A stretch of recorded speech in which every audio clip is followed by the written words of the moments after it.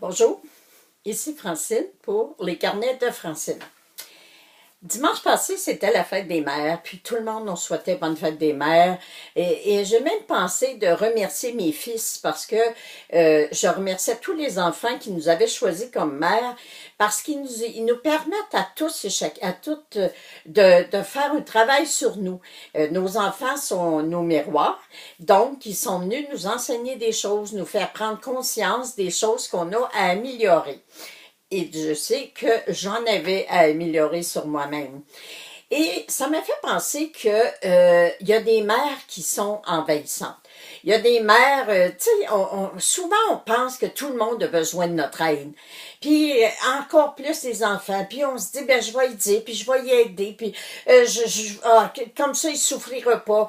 Si je peux faire que ce soit facile dans sa vie, je vais le faire, puis je vais l'aider le mieux que je peux. Mais souvent, ça finit que ces mères-là sont tristes parce qu'ils disent nos enfants n'ont pas de gratitude, ils réalisent pas ce que je fais pour eux autres. Et moi, j'ai vraiment découvert que euh, vous voulez avoir du respect de vos enfants, ben ayez du respect pour eux autres. Apprenez à les respecter dans leurs idées, dans leur manière de penser. Y en a qui me disent, est-ce que tu as connu ça avec tes enfants, la crise de l'adolescence?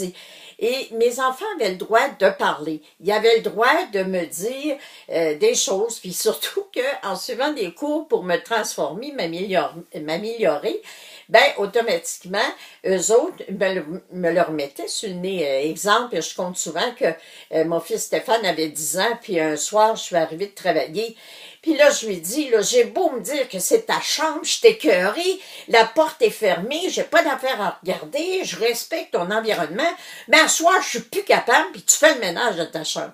Et là, il me regarde avec toute sa candeur, puis dit, est-ce que tu serais en train de faire du dumping, maman? Est-ce que ça a bien été à la banque aujourd'hui? Je me suis dit, oups, il est pas mal rapide celui-là, je suis mieux de pas y en raconter trop. Et ça m'a fait penser que dans le temps, quand j'étais mon premier conjoint, c'était un homme d'affaires, puis moi j'étais un peu folle. Tu sais, j'avais gagné au Festival pour rire, puis quand des amis faisaient des parties ou quand il y avait des cinquantièmes, on me demandait souvent de me déguiser puis de faire un numéro. Et parfois, mon conjoint me disait, tu fais vraiment dur, en tout cas. Dis donc pas que t'es ma femme, tu sais.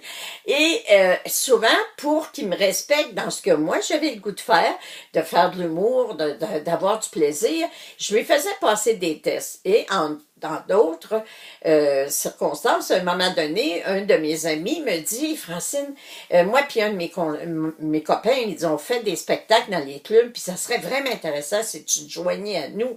Mais ça me tente pas vraiment parce que mon mari était vraiment un homme qui travaillait beaucoup. Et moi, qui avais été déclarée stérile, qui avait eu 2 enfants, j'avais à cœur d'être là puis de les élever. Alors, ça me tentait pas, mais je disais à mon conjoint, écoute, Daniel m'a offert de faire des spectacles avec eux autres, puis ça me tente vraiment. Et ça me tentait pas. Mais ce que je voulais, c'est que lui m'accueille dans les désirs que moi je pouvais avoir. Et à un moment donné, la semaine après, il me dit, écoute, je pense à ça, tu me laisses tellement faire le métier que je veux faire, t'as pas d'exigence, alors si tu veux faire ça, tu veux être heureuse, ben envoie, vas-y, puis fais-le. Et là, je lui ai dit, oh, j'ai réfléchi moi aussi, puis non, ça me tente pas vraiment, non, je vais laisser faire, puis les enfants, ils ont besoin que je sois là aussi, t'sais. Alors, c'est ça, si on veut que les enfants nous respectent, mais respectons-les dans leurs idées. Être capable de dire, mon doux, l'idée que tu partages avec moi, là, je te dis que moi, je me verrais vraiment pas faire ça, parce que quand on pense qu'il faut prendre en considération telle affaire, faut que tu aies tel permis, il faut que tu fasses telle démarche, en tout cas, mais si toi, tu penses que tu es capable, puis ça va te rendre heureux, ben envoie, fais-le, puis fonce. Et souvent, votre enfant va arriver puis il va vous dire, sais-tu, maman, j'avais pas pensé à telle affaire, je vais réfléchir encore à mon affaire puis je vais voir à ça. Alors, il se met pas en colère parce que moi, je lui dis que jamais, moi, j'oserais faire ça. Il se sent respecté, il se sent accueilli, donc il nous écoute. Alors, vous voulez que vos enfants vous écoutent, vous voulez avoir des bonnes relations avec vos enfants, ben, décidez pas tout à leur place. Donnez-leur leur responsabilité, la responsabilité de leur vie. Mettez-les sur le plateau, puis demandez qu'ils s'en occupent. S'il te plaît, je vous aime.